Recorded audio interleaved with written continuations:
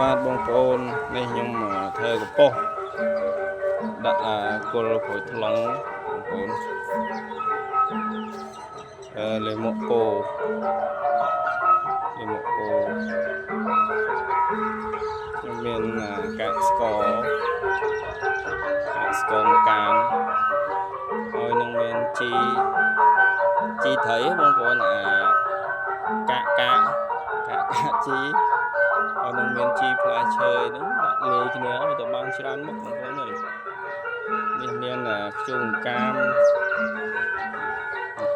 កតក់ខ្ញុំមានតែប្រហែលមុខហ្នឹងទេបងប្អូនអើយខ្ញុំវាអត់សូវមានពេលទៅណែវត្ថុធាតុដើមយើងអាចហាន់ដើមចេកឲ្យដិតដាក់លាយទៅក៏ហាងល្អដែរបងប្អូនខ្ញុំដាក់តាមគល់ក្រូចហ្នឹងដើម្បីឲ្យវាប្រឹងលូតលាស់ព្រោះដីនៅខាងក្រោយនេះអត់សូវមានជីជាតិទេបងប្អូននៅខាងក្រោយអញ្ចឹងខ្ញុំព្យាយាមទៅណែមួយផ្សាយថ្ងៃអាទិត្យអីហ្នឹងធ្វើជីលើកំប៉ុស្តគោកកំប៉ុស្តទឹកហ្នឹងដាក់លាយគ្នាបាន